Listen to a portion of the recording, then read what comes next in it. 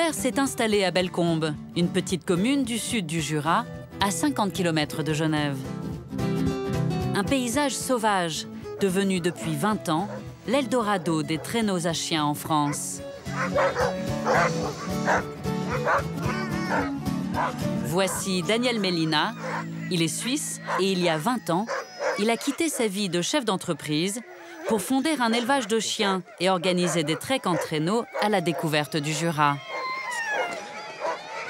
Il y a des chiens qui ont des drôles de tête, on va dire, comme chiens de traîneau pour un public lambda. Nos chiens, ils sont liés à l'histoire des chercheurs d'or. Les chercheurs d'or sont arrivés en Alaska avec des chiens. Et les chiens qu'ils avaient, les Américains à ce moment-là, et c'était pas des chiens de race. Et ça donne des chiens comme ça, qui se ressemblent pas, qui n'ont pas une unité d'aspect comme une race de chien.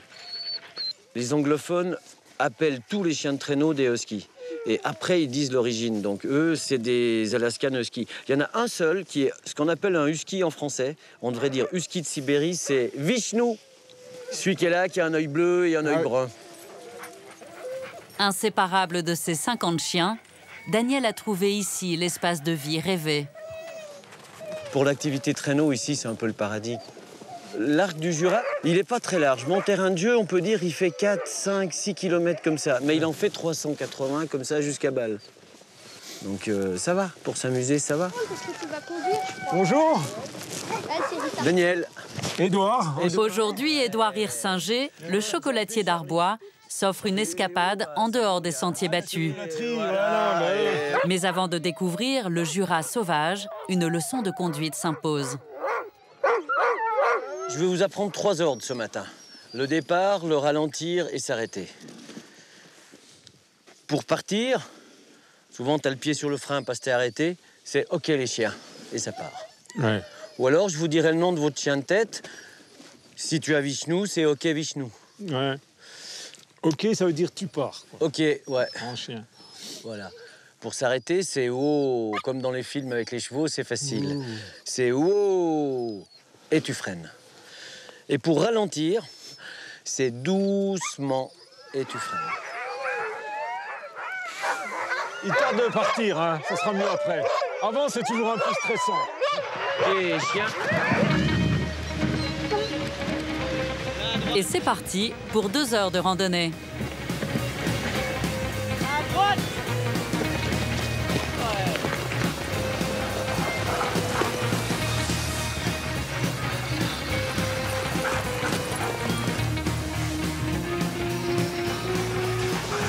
Aïe. Attention quand vous vous dépassez de ne pas taper les chiens avec le traîneau. Vas-y, passe devant. C'est bien, les chiens.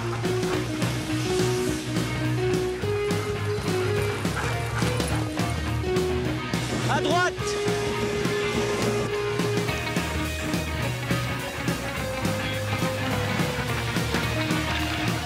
Durant cette escapade, Daniel a réservé une petite surprise à Édouard. Une rencontre digne du Grand Nord américain. Chien, c'est bien.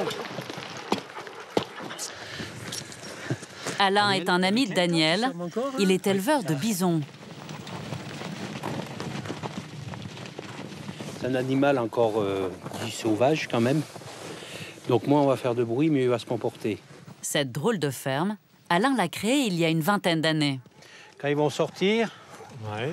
on part tous là. Ce qui déboule fort. Et ils vont arriver vite là. Ouh, là, ça, vas-y. Hi. Allez, hop, c'est parti. Là, je suis en train de les appeler, là. Hi. Et vous reculez. Hi. Hi.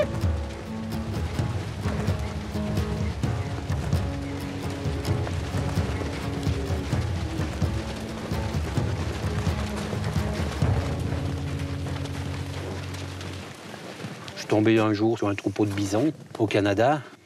Je me dis, tiens, c'est la première fois que j'ai envoyé, sauf des images, des livres ou un film. Puis ça m'a scotché, je sais pas, je me suis assis, eux ils se sont pas assis, mais ils m'ont fixé. Et puis on a dit, il y a quelque chose à faire ensemble. Alain est alors un des premiers en France à élever des bisons pour leur viande et leur fourrure. À l'époque, aux yeux des gens du coin, Alain et Daniel passent pour des originaux.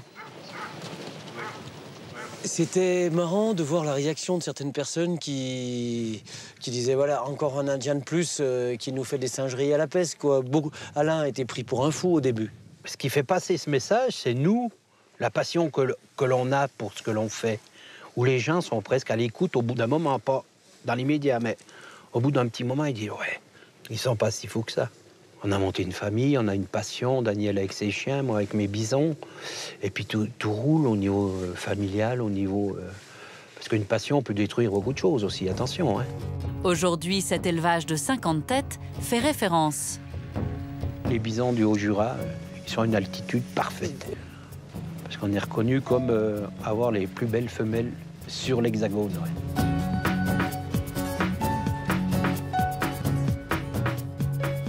Pour Édouard, notre chocolatier, ce petit bout d'Amérique au cœur du Jura est une révélation.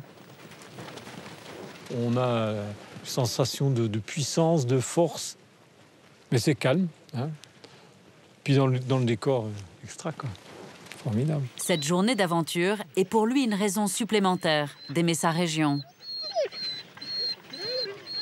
Moi, je trouve que c'est un département royal parce que entre ce qu'on vit là et l'été, c'est comme si on avait deux pays en un, quoi. Parce que l'été, on se baigne dans les lacs. Comme c'est continental, c'est très chaud. Donc, on peut avoir 30, 35 l'été. Et puis voilà, la neige et le ski l'hiver. On est des privilégiés.